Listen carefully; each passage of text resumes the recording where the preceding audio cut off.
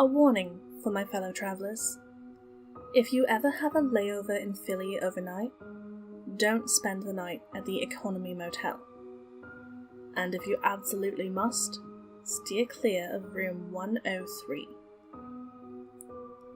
I was heading south to visit some family members for a few weeks, and unfortunately, the only flight available included a 7-hour layover in Philadelphia. Not wanting to spend those hours huddled outside the airport, I rented the cheapest motel I could find and took the shuttle over at about 11 p.m. The place was just about the shadiest looking motel I'd ever seen, but it was a bed, right? I checked in and headed to my room, 103. Exhausted, I immediately collapsed on the bed. A bit lumpy, but not terrible. Not bothering to take my contacts out, I closed my eyes and let my thoughts wander. I was yanked back to reality by a loud grumbling from my stomach. Right, the airline hadn't fed us. Annoyed, I dug around in my bag for one of those microwavable soup cups, which I tossed in the room's microwave. As the microwave rattled away, I noticed a piece of paper wedged underneath it. I yanked it out and unfolded it. There were 2 words scribbled on it hastily. Don't look. Huh, whatever. I tossed it aside and retrieved my soup. Feeling lonely, I hopped online to see if anyone was on. I was in luck. My long-distance boyfriend happened to be on Skype. I called him up and we chatted a while, trying to keep our voices down. Eventually, though, he said something that made me laugh, and I heard a muffled curse come from upstairs. Feeling guilty, I said my goodnights and ended the call, with the intention of getting a bit of rest before my next flight. As I lay in the now dark room, I noticed a thin stream of light coming from where the curtain didn't close completely. Annoyed, I got up to close it. I was almost at the window when I heard it. "I can see into your bedroom." The voice sent a chill up my spine. It was very quiet and high-pitched, like a child's. It was so soft, I wasn't sure I hadn't just imagined it. I shook my head and reached for the curtain. "I know you can hear me. I'm at your bedroom window, and I know you can hear me." I jumped back as a shadow crossed the stream of light coming into my room. I definitely hadn't imagined it that time. There was a voice directly outside my door. Someone was out there, looking in. I jumped back into bed and pulled the covers up to my chin. "I'm at your bedroom window. I know you can hear me. I can see in your bedroom. Are you listening to me? I know you can hear me. Come, take a look. I'm at your bedroom window." The taunting went on and on, rattling into my thoughts and leaving me paralyzed in fear. Suddenly, I heard the tenant upstairs moving around again. Footsteps stomped over to the door above, and I heard muffled shouting. "Hey, shut up down there! This isn't funny! I have work in 4 hours!" The door upstairs slammed, and there was silence. I breathed a sigh of relief and leaned back against the pillow, determined to get some sleep. "I'm still out here. Come, look out your window." I sat straight up, heart pounding in my ears. The voice was back. It whispered on and on, repeating its mantra over and over again. I put my hands over my ears and rocked back and forth, trying to block out the sound. It was no use. The longer I sat there, the louder it got, until I could hear it so clearly it sounded like it was right next to me. Frantic, I picked up the phone and dialed the police. Stammering and stuttering in fright, I managed to give them the information. Where I was, what was wrong, please help, I'm scared. I didn't care if it was a prank at this point. My mind was reeling in terror. The officers assured me they'd be over shortly to see what the issue was. I thanked them and hung up the phone. As soon as I did, silence descended over the room. It wasn't just that the voice stopped. No. Utter silence filled the room. The air conditioner stopped, the street noises outside ceased, even the faint hum of electricity from the TV and lights went away. It pressed on my ears with a tangible heaviness that sent shivers through me. Next to me, my phone rang. The caller ID told me that it was the police station calling me back. Cautiously, I picked it up and answered. Hello? I whispered. They aren't coming, growled the voice, and every light went out, plunging the room into total and complete darkness. In the dark, I fumbled for my bag. I might not have had a flashlight, but I did have my video camera, which had a weak light on it. Besides, I can't deny I wanted to film this, if only to prove that I wasn't going insane. Finding it, I turned it on, casting a dim light over the room. Even with this light, the shadows still consumed the edges of my vision, making me jump at every perceived motion I caught in the corner of my eye. Shaking, I forced myself to focus on the camera. Carefully, I stood up from the bed and walked toward where I thought the curtain was. The thin light from the camera only served to give a vague outline of the curtain and door, as though the darkness that had swallowed the room was even now working against the light from my camera. Carefully, I reached out and touched the curtain, pushing it closed all the way. Whatever was out there couldn't look in now. As I did, I heard a loud clicking sound next to me, like a latch turning in the door. Panicked, I whipped around to look at the door. Inexplicably, it had opened on its own. The latching sound I had heard, however, was the door getting caught by the extra security lock. I could see nothing through the crack, just more inky blackness outside. I slammed the door shut again, double-checking the locks and latches. Everything was in place. I breathed a sigh of relief. That's when I heard it. A sort of scuttling sound coming from the back of my room, somewhere in the direction of the bathroom. Cautiously, I moved slowly towards the noise, trying to keep my hands from shaking too badly. I knew whatever footage I got was going to be a mess of wobbly camera, but my videographer skills weren't exactly my top priority at the moment. I approached the source of the noise, but found nothing there, except for another piece of paper, wedged partly behind a wall-length mirror next to the closet.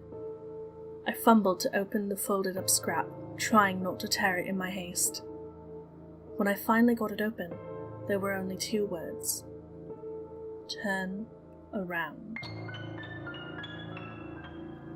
I was not about to do anything of the sort. Trembling, I slowly looked up at the mirror, while pointing my camera behind me at the same time. To my horror, the light from the camera illuminated a faint silhouette of something behind me. All I could make out was a vague form, no taller than the height of the bed, and it was moving toward me. I broke out of my paralysis and dove into the bathroom, slamming the door behind me.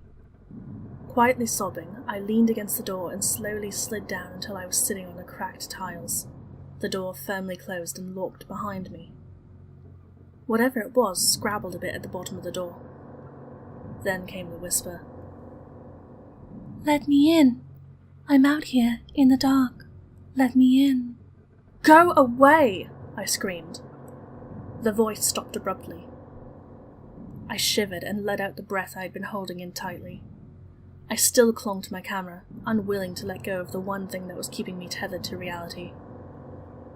I sat there until the rays of early sunlight began peeking under the door, and I knew it was safe.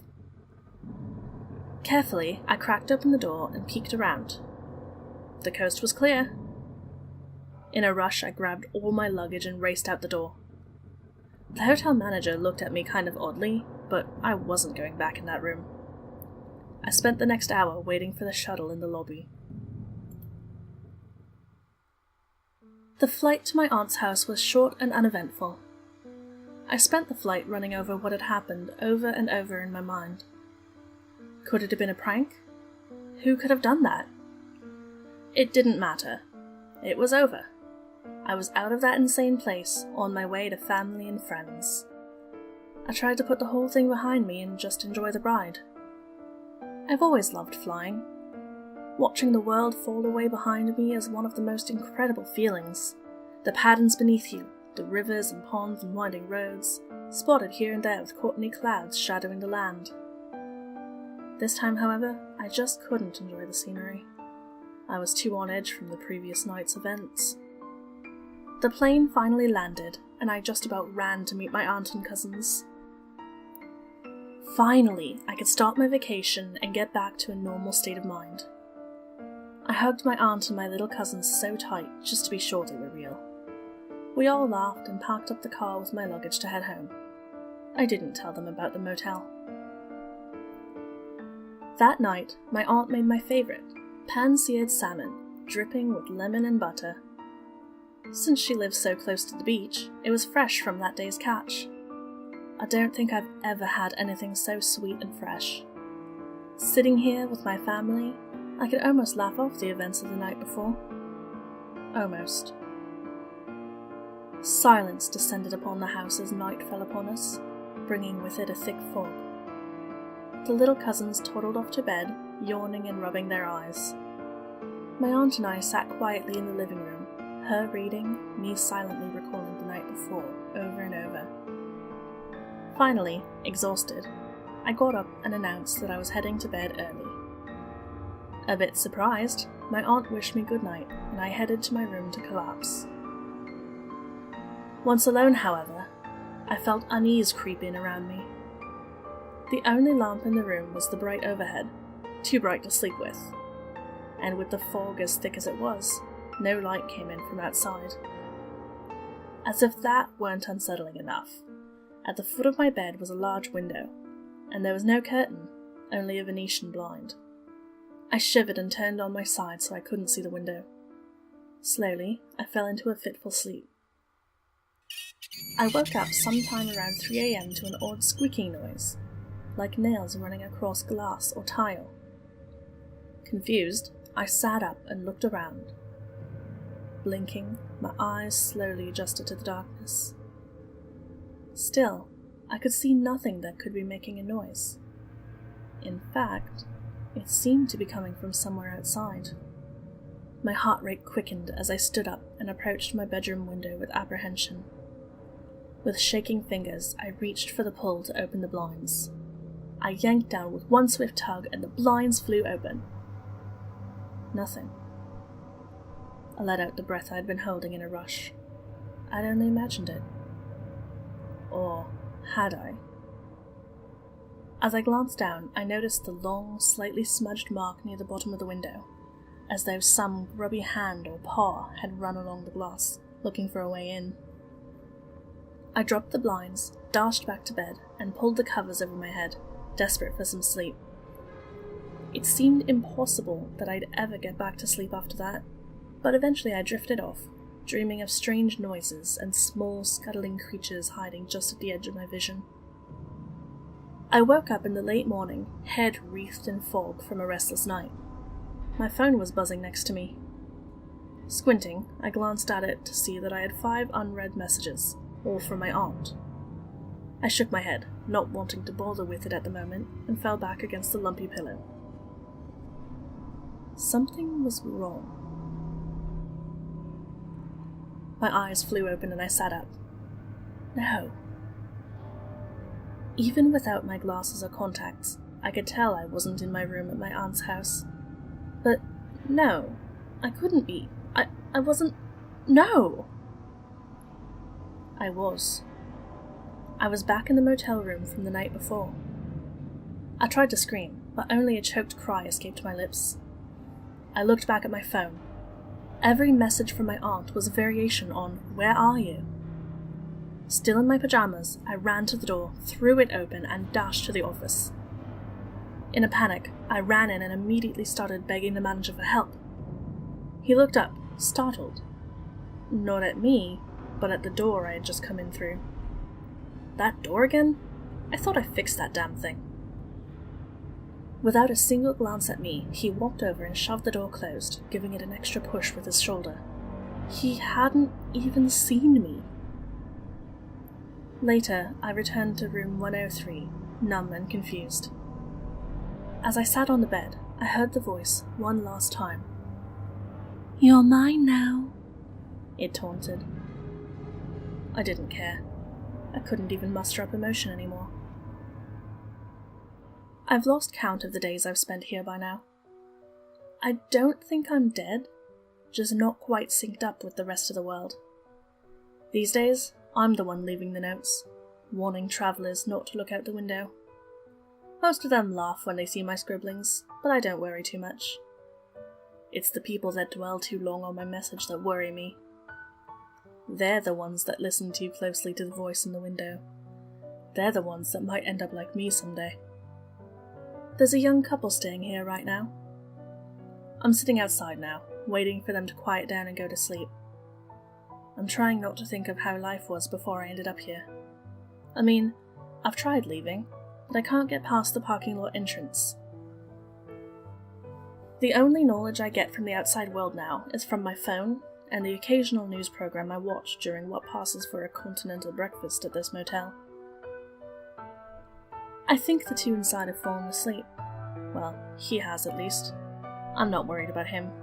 His girlfriend or fiancé or whatever, I'm concerned for her. She's still up, eyes dotting around. I know she saw my note, and she's definitely upset. She's a perfect target.